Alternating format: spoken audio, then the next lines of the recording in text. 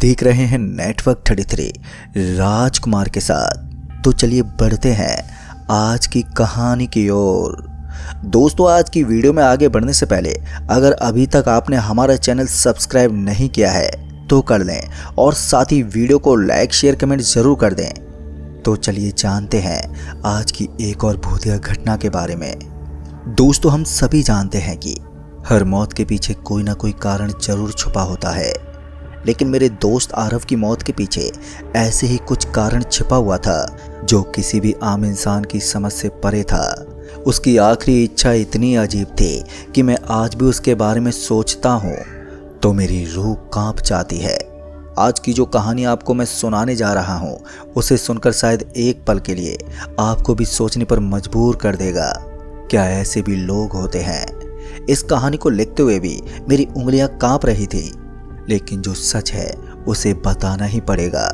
दोस्तों, मेरा नाम करण है और मेरे दोस्त का नाम आरव है।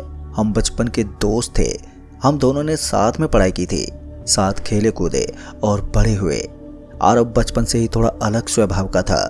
उसे रहस्यमय चीजों में बहुत ही दिलचस्पी थी। भूत प्रेत, आत्माएं, गुप्त समाज, तंत्र मंत्र, इन सब चीजों के बारे में वो बहुत ही ज्यादा पढ़ता और रिसर्च भी करता रहता था। मुझे हमेशा लगता था कि ये सब बस उसकी बेतुकी बातें हैं, लेकिन वो अक्सर कहता था कि इस दुनिया में जो दिखता है वो सच नहीं होता। मुझे उसकी बातें मजाक लगती थी, लेकिन आज जब वो मेरे सामने नहीं है तो लगता है कि शायद वो सही कहता था। हम दोनों कॉलेज के बाद भी बहुत अच्छे दोस्त बने रहे। आरव को पुरानी किताबें पढ़ने का बहुत ही ज़्यादा शौक था। एक दिन उसने मुझे एक बहुत ही पुरानी धूल से सनी हुई किताब दिखाई। किताब की जिल्द पर कुछ अजीब से प्रतीक बने हुए थे और उस पर लिखा था मृतकों की भाषा। मैंने हंसकर कहा, अबे ये तो किसी हॉरर फिल्म का नाम लग रहा है यार। पर आरव एकदम गंभीर था। आरव के लिए ये कोई मामूली किताब नहीं थी। ये किताब उसे वाराणसी के एक सिद्ध महात्मा साधु से मिली थी। इसके अंदर कुछ ऐसे मंत्र थे जो आत्माओं से संपर्क करा सकते थे। आरव इस किताब के प्रति इतना गंभीर और पागल था कि उसे पता ही नहीं चला कि क्या सही है और क्या गलत। फिर एक रात मैं अपने बिस्तर पर जब लेटा हुआ था और मैं आरव के बारे में सोच रहा था कि आरव की ये इच्छाएं उसे कोई मुसीबत में न डाल दें, कि तभी अचानक ही मेरे फ़ोन की घंटी बजी। मैंने घड़ी देखी तो लगभग रात के 1 बज रहे थे। मुझे बड़ी हैरानी हुई कि आखिर इतनी रात को किसका फ़ोन हो सकता है। तभी मैंने घबराते हुए फ़ोन उठाया तो मैंने उसे सुना।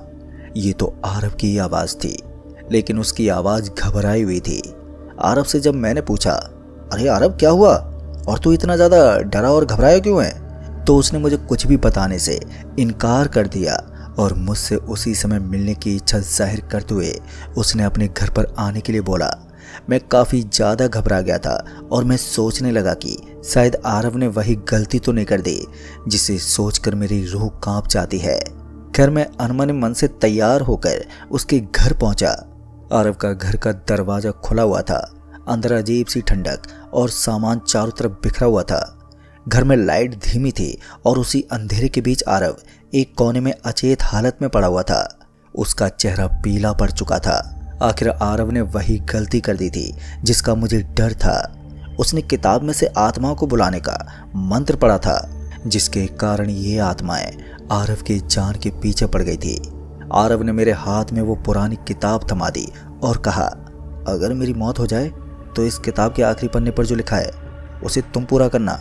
तभी मैंने सिर हिलाया, लेकिन मन में मेरे अजीब सा डर था।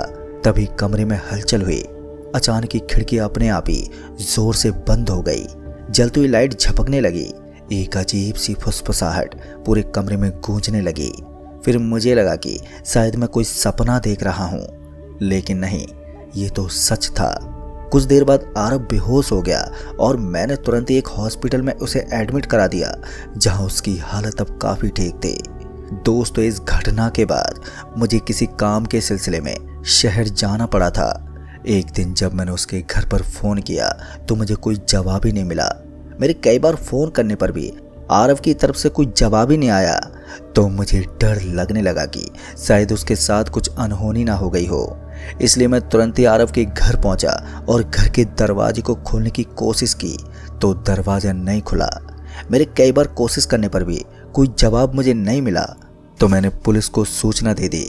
फिर जब पुलिस आई तो पुलिस ने जब उसके घर का दरवाजा तोड़ा और जो उन्होंने देखा वो रोंगटे खड़े कर देने वाला था।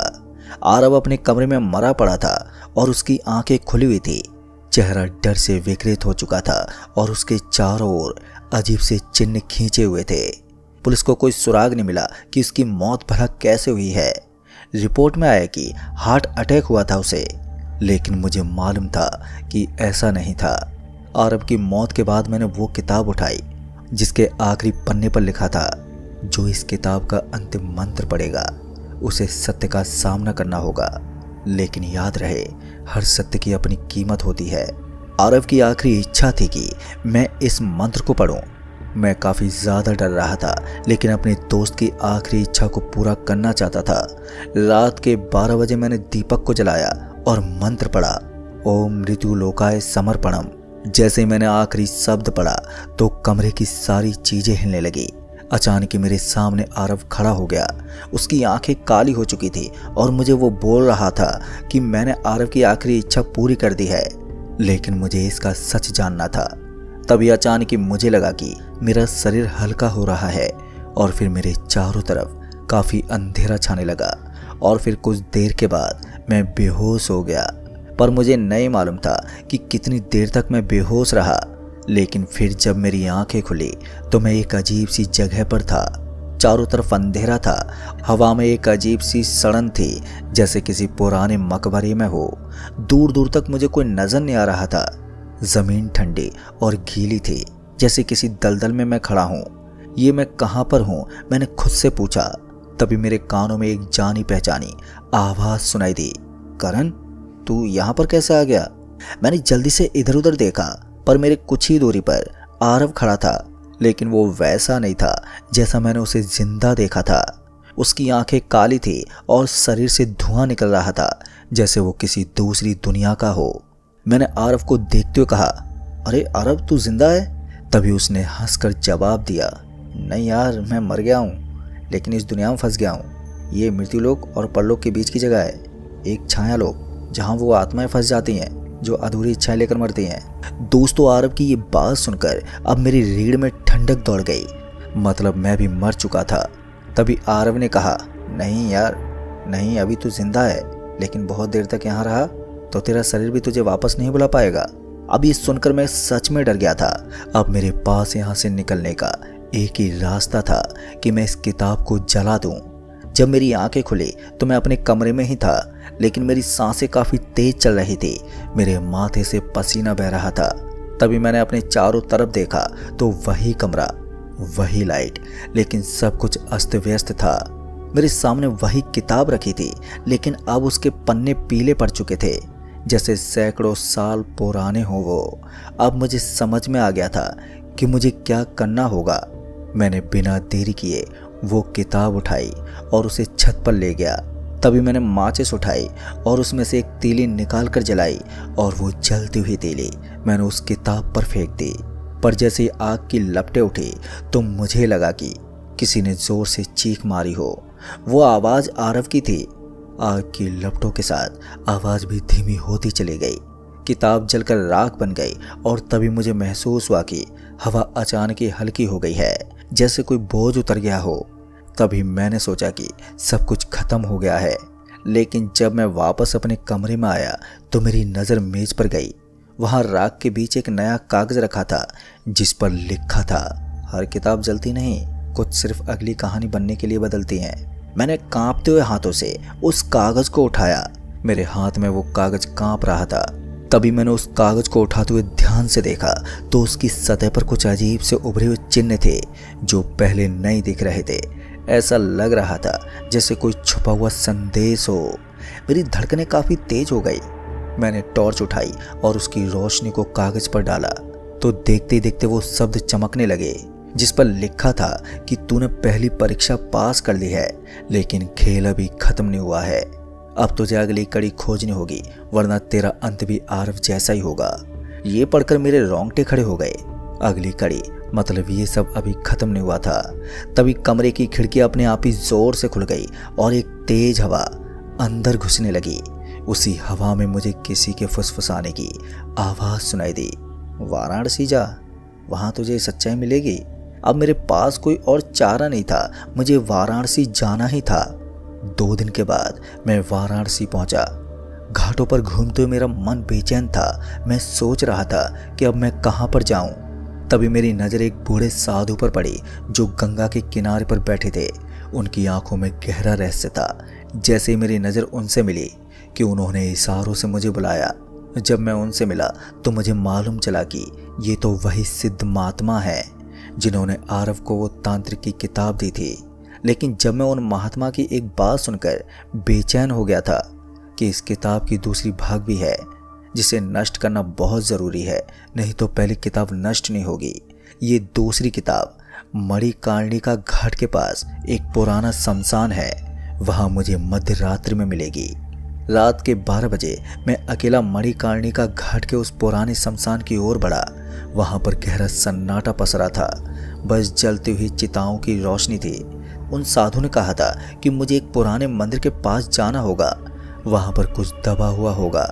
जैसे मैं वहाँ पहुँचा कि तभी अचानक मेरे चारों ओर एक अजीब सी फुसफुसाहटें गूंजने लगी, पर मैंने डर को नज़रअंदाज किया और ज़मीन को खोदने लगा। कुछ मिनट के बाद मेरे हाथ किसी ठोस चीज़ से टकराए और जब मैंने उसे टटोलते हुए देखा तो वो एक और पुरानी किताब थी। मैंने उसे बाहर निकाला। उसकी जिल्द पर वही अजीब से प्रतीक बने थे जैसे पहले वाली किताब पर थे, लेकिन इस बार उसका नाम अलग था जिस पर लिखा था मृत आत्माओं का द्वार। जैसे मैंने वो किताब खोली तो एक हवा का झोंका आया और चिताओं की आग की तेज भड़क उठी। पन्ने खुद पे खुद पलटने लगे। अचानक एक पृष्ठ पर मेरे हाथ रुक गए। जो इस किताब के अंतिम शब्द पढ़ेगा वो परलोक के द्वार को खोल देगा, लेकिन उसे कीमत चुकानी होगी। या तो किसी आत्मा को मुक्त करना होगा या खुद उस द्वार से गुजरना होगा। दोस्तों, मेरी रीढ़ में एक ठंडक सी दौड़ गई थी। मैं सच में परलोक का द्वार खोल सकता हूँ, और अगर खोला तो क्या वापस आ पाऊंगा? तभी हवा में एक जानी पहचानी आवाज़ गूंजी। ये आवाज़ आरव की थी।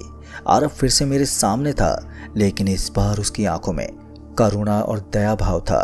तभी आरव ने मुझे एक बात बताई जिसकी मदद से परलोक का द्वार खोलना था। मेरे पास ज़्यादा समय नहीं था। तभी मैंने गहरी सांस ली और एक मंत्र पढ़ा, ओम मृत आत्माएं द्वारम खुलतु स्वाहा। मेरे ये पढ़ते ही तुरंत ही जमीन कांपने लगी। मंदिर के पास एक बड़ा सा द्वार बनने लगा जिसके अंदर अंधकार था। अचानक चारों तरफ आत्माएं नजर आने लगी, कुछ अच्छी कुछ बुरी। परलोक का द्वार अब खुल चुका था। आरव की आत्मा उसमें समा चुकी थी, लेकिन उसके साथ ही कई और आत्माएं भी मुक्त हो गई थी, जिनमें से कुछ शांत थी और उनमें से कुछ बेहद भयानक भी थी। वहाँ चारों तरफ धुंध सी फैल गई थी। हवाओं में अजीब सी गूंज थी जैसे कोई दर्दनाक विलाप कर रहा हो। तभी मैंने घबराकर चारों तरफ देखा तो मैंने पाया कि कई आत्माएं खुले द्वार से निकलकर इधर उधर भटक रही थी। कुछ घाट के पानी की ओर बढ़ रही थी तो कुछ शमशान में घूम रही थी, लेकिन उनमें से कुछ की आंखें मुझ पर थी जो मुझे जान से मारना चाहती थी। फिर मैंने तुरंत ही किताब के पन्ने पलटे, ये सोचकर कि कोई रक्षा मंत्र होगा। लेकिन जैसे मैंने पढ़ना शुरू किया तो वो आत्माएं और तेजी से मेरी ओर बढ़ने लगी। तभी अचानक मेरे पीछे किसी ने जोर से शंख फूंका, जिसके बजते ही पूरी जगह एक तेज रोशनी से भर गई और आत्माएं चीखने लगी। तभी मैंने मुड़कर देखा तो वही बूढ़े साधु वहां पर खड़े थे जिनसे मैंने पहले घाट पर मुलाकात की थी। उन साधु ने जमीन पर कुछ अक्षर उकेरे और कहा, हमें द्वार को बंद करना होगा, लेकिन अब यह आसान नहीं होगा बेटा, क्योंकि एक बार जो मुक्त हो चुके हैं उन्हें लौटाना आसान नहीं होता। तभी उन्होंने किताब के अंतिम पृष्ठ पर कुछ पढ़ा और मेरी तरफ देखा, करण, अब तुम्हें आत्माओं की बलि देनी होगी। तभी मैंने चौंकते पूछा, मतलब? तभी उन बाबा ने कहा, जो आत्माएं निर्दोष हैं उन्हें शांति मिल जाएगी, लेकिन जो दुष्ट आत्माएं हैं उन्हें खत्म करना होगा, नहीं तो वो इस दुनिया को नष्ट कर देंगी। मैंने उन साधु बाबा की बात सुनी और एक पल के लिए सोचा और फिर मैं तैयार हो गया। तभी उन साधु ने जमीन पर एक बड़ा सा यंत्र बनाया और उसमें कुछ चावल और लाल सिंदूर डाला और बोला, जिसे जाना है वो इस घेरे में आए। फिर धीरे धीरे कुछ आत्माएं रोशनी की ओर बढ़ने लगी। उनके चेहरे पर शांति थी। वो एक एक करके यंत्र के अंदर समा गईं और द्वार की ओर बढ़ गईं। कुछ आत्माएं वहीं पर खड़ी रहीं। वे काली और डरावनी विकृत थीं। उनकी आंखों में बहुत ज्यादा घृणा थी। तभी वो लंबा कंकाल फिर से प्रकट हुआ और एक भयानक आवाज में बोला कि ये आत्माएं नहीं जाएंगी, अब ये हमारी दुनिया है। तभी उन साधु बाबा ने मुझसे कहा कि अब इन्हें शक्ति से हराना होगा। तभी उन साधु ने एक पवित्र जल मेरे हाथ में दिया और कहा, इसे उन पर छिड़कते ही वो नष्ट हो जाएंगी।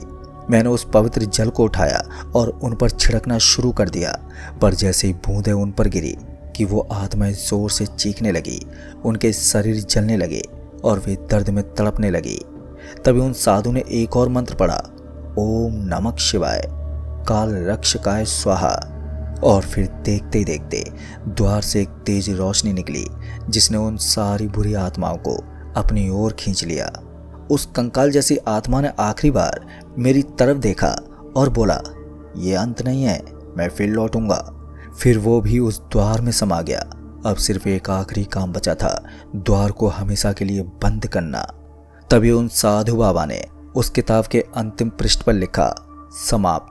पर जैसे उन्होंने ये लिखा तो द्वार से निकलती रोशनी धीमी पड़ने लगी, उसकी दरारें बंद होने लगी और कुछ ही क्षणों में वो पूरी किताब गायब हो गई। दोस्तों, सब कुछ शांत हो गया था और मैंने राहत की सांस ली। सब कुछ खत्म हो गया था, या शायद नहीं। जब मैं वापस घाट से जाने लगा तो मेरी नज़र उस किताब पर गई, पर अब वो खाली थी। उसमें कोई शब्द नहीं और न ही कोई मंत्र। लेकिन जैसे मैंने उसे बंद किया तो उसके पिछले कवर पर एक नई पंक्ति फिर से उभर आई, जिसे देखकर मेरे अंदर सवाल के बादल फिर से उमड़ने लगे। लेकिन मैं उन्हीं सवालों के साथ अपने घर वापस लौट आया। तो दोस्तों, इस कहानी में बस इतना ही। कहानी आपको पसंद आई हो तो वीडियो को लाइक शेयर कमेंट ज़रूर कर दें। तो मैं आपका दोस्त राजकुमार जल्द ही मिलूंगा ऐसी एक और बहुत ही डरावनी कहानी के साथ। तब तक के लिए बाय एंड टेक केयर।